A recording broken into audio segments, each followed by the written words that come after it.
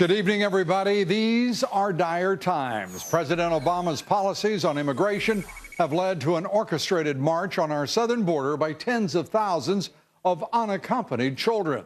And his policies in Iraq have led to a march on Baghdad by radical Islamists who are now an army that is conquering cities.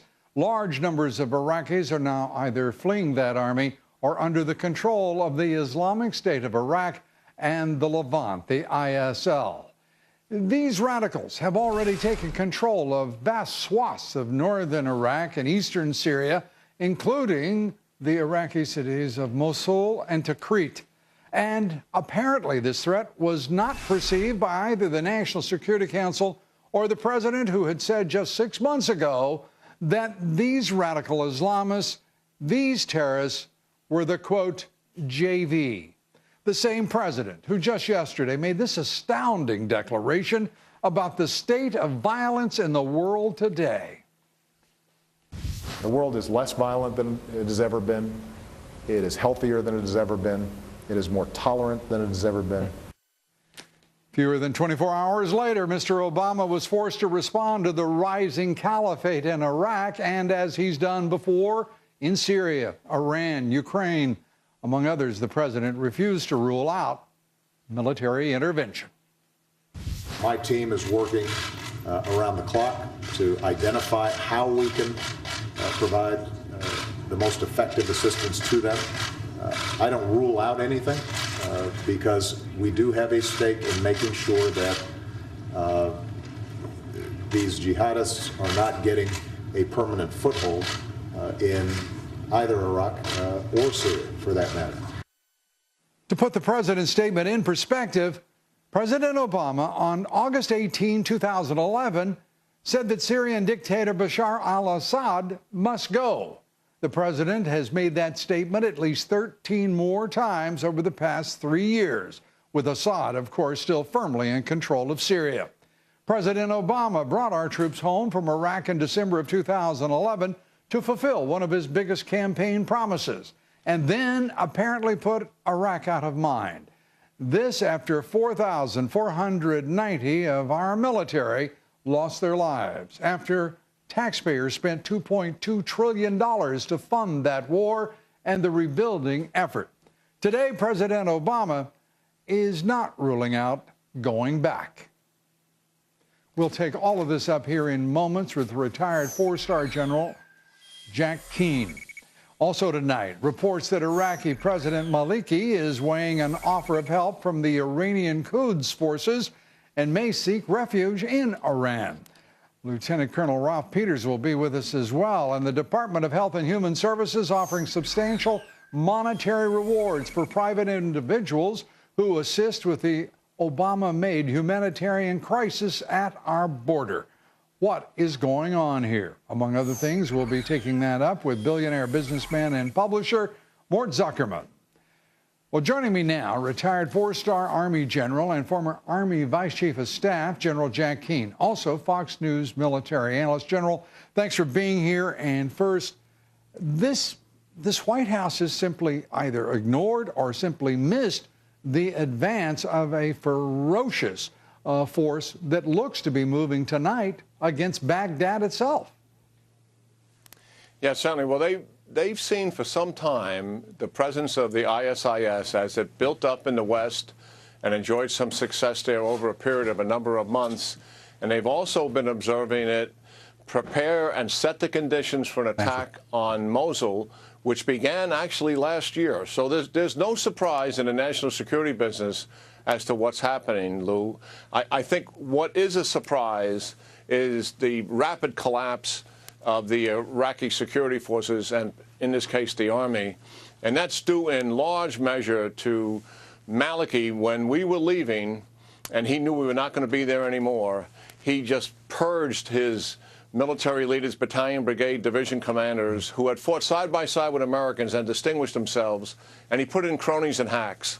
And as a result of that, over time, Lou, the morale of this force gradually deteriorated. It was kind of like a house that looks good on the outside and termites are eating it away on the inside, to the point where at some point it's just hollowed out and it could fall down if it's pressured. That's what has happened here. The strength facing the ISIS when they arrived on the scene was as low in some units as 50% because of the high desertion rates. This is a result of lousy leadership that Maliki owns some accountability for. Lousy leadership, whatever the result. And it looks like it hangs in the balance, perhaps as early as the next few days, whether Baghdad will be under the control of the ISIS or the ISIL, if you prefer. The reality is that al-Maliki is a Shia.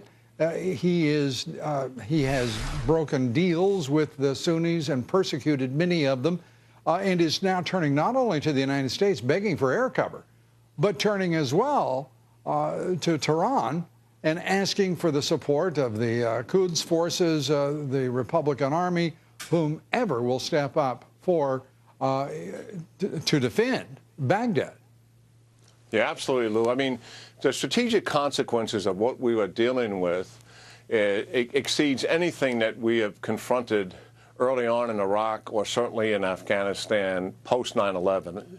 This is the forming of a caliphate in Syria and in Iraq.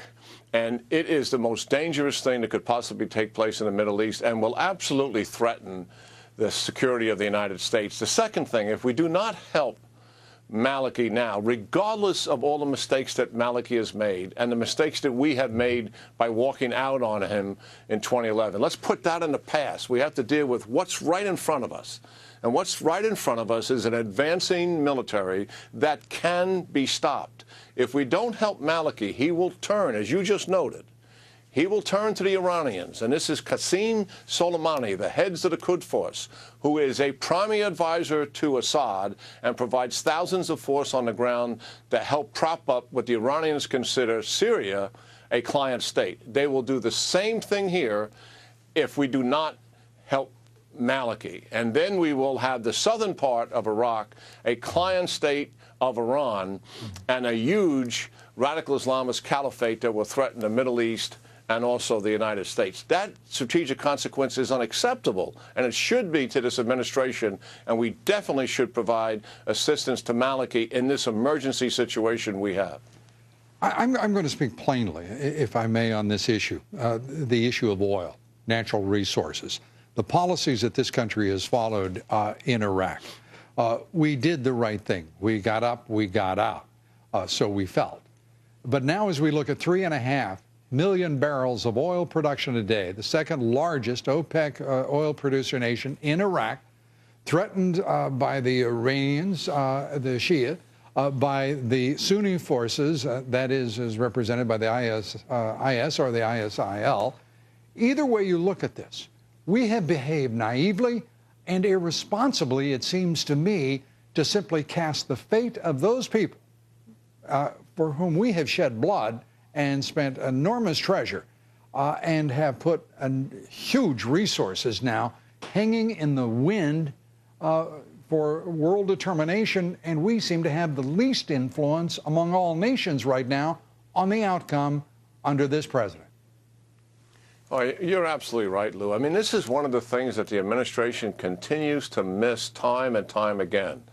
The strategic consequences of some of the countries that we're involved in and what they mean to the United States' overall security and the stability and security of the region.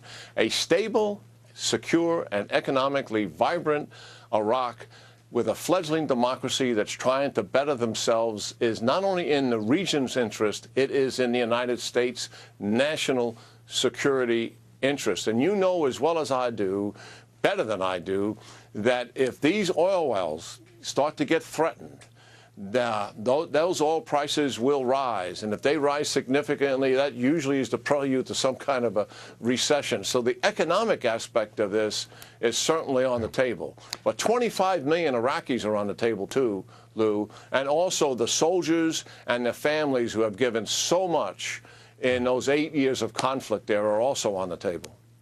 General, thanks so much. General Jack Keane. Good talking to you, Lou. Good talking with you, General. Freed Army Sergeant Bo Bergdahl flying back to the United States. He's expected to arrive in San Antonio, Texas, sometime after midnight local time, there to go to Brooke Medical. Bergdahl is not expected to make any public appearances during what officials say is the final phase of his reintegration process. Following 5 years in Taliban captivity, his treatment will continue at the Brooke Army Medical Center, spending just under 2 weeks in Germany. The Daily Beast, meanwhile, obtaining 2 letters from Bergdahl's time in captivity, which explains, at least in part, why he left his fellow troops in 2009. Bergdahl reportedly writing, quote, that leadership was lacking, if not non-existent. It is also important to put in context nearly everything he says, which goes to the fact that he received a